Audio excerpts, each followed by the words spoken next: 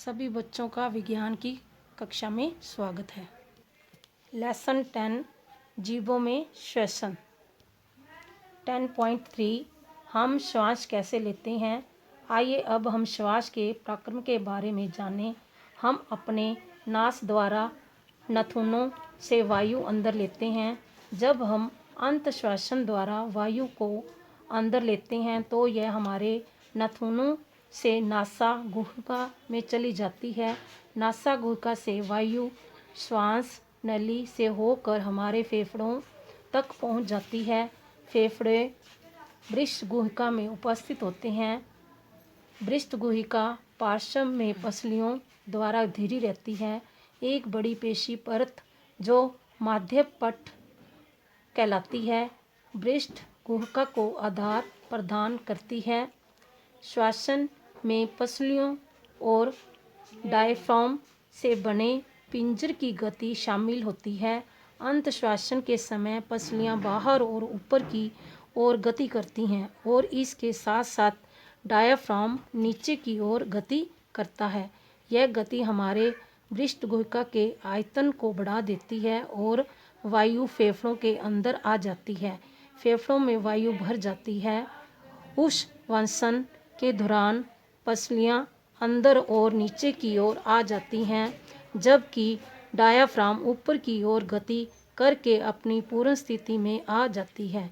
इससे बृष्ट गुहिका का आयतन कम हो जाता है, जिससे वायु फेफड़ों से बाहर धकेल दी जाती है।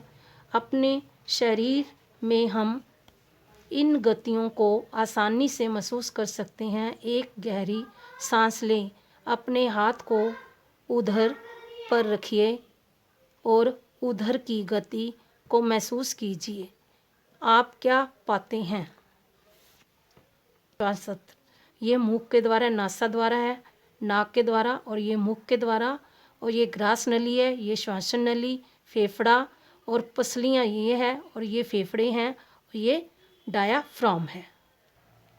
जैसे चित्र में दिए गए मानव श्वसन की क्रियाविधि, ये मानव श्वसन की क्रियाविधि दी हुई है। ये अंतश्वास है और ये उच्च वसन है। यह जान लेने के बाद कि श्वसन प्रक्रम के दौरान बृष्ट गुहिका के अमाप में बदलाव होते हैं। बच्चे सीना फुलाने की संप्रदा में व्यस्त हो जाते हैं। प्रत्येक बच्चा यह दावा कर रहा था कि वह सीने को सबसे अधिक फुला सकता है जा सकती है। क्यों न आप भी इस क्रियाकलाप को कक्षा में अपने मित्रों के साथ करके देखें। एक गहरी सांस लीजिए। किसी मापन फीते की सहायता से बृष्ट का अमाप लीजिए। इस अमाप को सारणी 10.2 में नोट कीजिए। दोबारा विस्थापित होने पर बृष्ट का अमाप लीजिए। चित्र 10.6 बताइए कि आपके किस चित्र में अधिकतम विस्तार दिखाया है। हम श्वसन के प्रक्रम को एक सरल मॉडल के द्वारा समझ सकते हैं। बृष्ट के अमाप का मापन।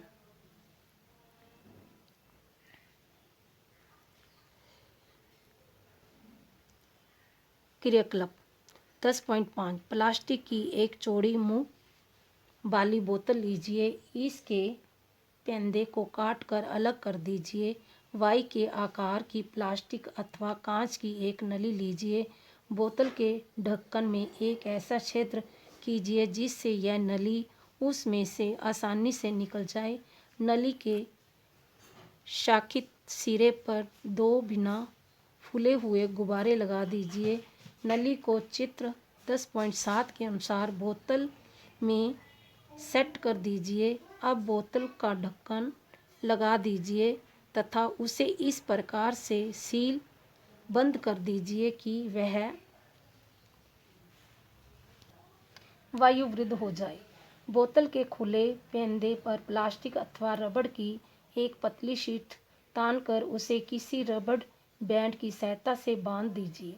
फेफड़ों में होने वाले फैलाव और समझने के लिए रबड़ की परत को पकड़कर आधार से नीचे की ओर खींचिए और गुब्बारे को ध्यान से देखिए कि बाद रबड़ की परत को ऊपर की ओर धक्का लगाइए और गुब्बारों को ध्यानपूर्वक देखिए। क्या आपको गुब्बारों में कोई बदलाव दिखाई देता है, जैसे कि ये चित्र में दिखाया गया है। 10.7 श्वासन की प्रक्रिया विधि को दिखाने के लिए प्रतिरूप।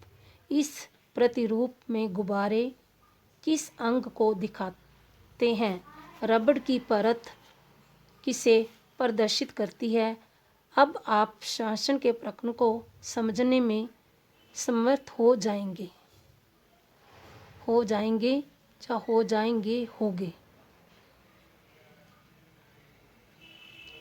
कोई पतली स्वच्छ पर्क नली लीजिए जिसमें कॉर्क फिट किया हो। यदि पर्क नली उपलब्ध न हो तो आप प्लास्टिक का कांच की बोतल ले सकते हैं। पर्क नली में थोड़ा सा ताज़ा बना चूने का पानी लें। प्लास्टिक की एक नली को पर्क नली में इस प्रकार डालिए कि वह चूने के पानी में डूब जाए। अब नली के द्वारा धीरे धीरे चूने के पानी में फूंक मारिए, जैसे कि चित्र 10.8। क्या चूने के पानी में कोई बदलाव दिखाई देता है? क्या आप इसे अध्याय 6 में किए गए अध्ययन के आधार पर व्याख्या कर सकते हैं, जैसे कि ये चित्र में बताया गया है। उच्च अवस्थित वायु का चूने के पानी पर प्रभाव। आप जानते हैं कि हम जिस वायु में उच्छ्वसन अथवा अंतःश्वासन करते हैं वह अनेक गैसों का एक मिश्रण होता है। हम क्या उच्छ्वसित करते हैं? क्या हम केवल कार्बन डाइऑक्साइड गैस को ही उच्छ्वसित करते हैं अथवा इसके साथ गैस के मिश्रण को भी बाहर निकालते हैं?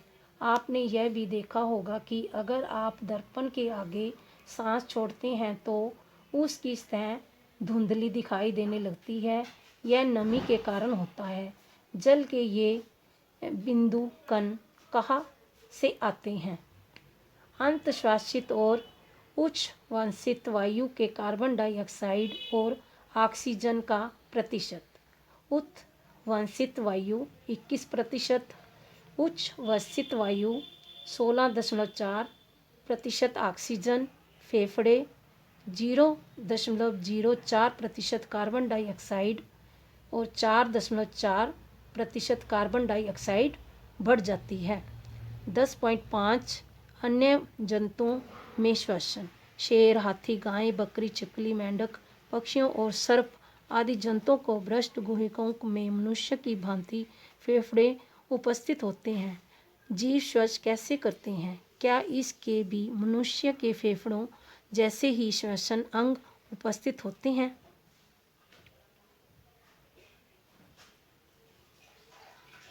कॉकरोच के शरीर के पार्श्व भाग में छोटे छोटे छिद्र उपस्थित होते हैं। इन कीटों के शरीर में भी इस प्रकार के रोम छिद्र होते हैं। इन छिद्रों को श्वासरंध्र कहते हैं। कीटों में गैस के विनिमय के लिए वायु नलियों का जाल बिछा होता है। उन्हें वातव तथा श्वास प्रणाल कहते हैं। ऑक्सीजन समृद्धि वायु श्वास रंध्रों से होकर श्वास नालों में जाकर शरीर के ऊतकों में विस्कित होती है और शरीर की प्रत्येक कोशिका तक पहुंच जाती है। इसी प्रकार कोशिकाओं से कार्बन डाइऑक्साइड श्वास नली तक आती है और श्वास रंध्रों से बाहर निष्कासित हो जाती है। श्वास प्रणाल अथवा श्वासनाल केवल, जैसे ये चित्र में बताया गया है 10.9। श्वास प्रणाल तंत्र कीटों में ही पाए जाते हैं। जंतुओं के अन्य समूहों में एक ऐसी अवस्था नहीं मिलती। केंचुआ। पिछली कक्षा में अध्याय 9 में आपने पढ़ा था कि केंचुआ अपनी त्वचा द्वारा श्वसन करते हैं। केंचुओं की त्वचा छूने पर श्लेष्मीय और अर्ध प्रतीत होती है। इसमें से गैसों का आदान प्रदान आसानी से हो जाता है। यद्यपि मेंढक में मनुष्य की भांति श्वसन के लिए फेफड़े होते हैं, यद्यपि वे अपनी त्वचा की सहायता से भी श्वसन करते हैं, जो श्लेष्मीय का अर्थ होती हैं। हम भी जलीय जीवों की तरह जल में जीवित रह सकते हैं। ऐसे अनेक जीव हैं जो जल में रहते हैं। वे जल में कैसे श्वसन करते हैं? जैसे कि ये मछलियों में श्वसन अंग, चित्र 10.10। इसमें ये क्या दिया हुआ है? क्लो। 10.7 क्या पादप भी श्वास करते हैं? अन्य जीवों की तरह पौधे भी जीवित रहते हैं, सांस लेते हैं। जैसे कि आप पिछली कक्षा में पढ़ चुके हैं, ये वायु में ऑक्सीजन अंदर अवशोषित कर लेते हैं और कार्बन डाइऑक्साइड को बाहर निकालते हैं। इन कोशिकाओं में भी ऑक्सीजन का प्रयोग अन्य जीवों की तरह ही ग्लूकोज के जल और कार्बन डाइऑक्साइड में विखंडित करने के लिए किया जाता है। पौधों में प्रत्येक अंग वायु से स्वतंत्र रूप में ऑक्सीजन ग्रहण करके कार्बन डाइऑक्साइड को उत्सर्जित कर सकता है। इस वीडियो को बार बार देखो, सुनो और समझो।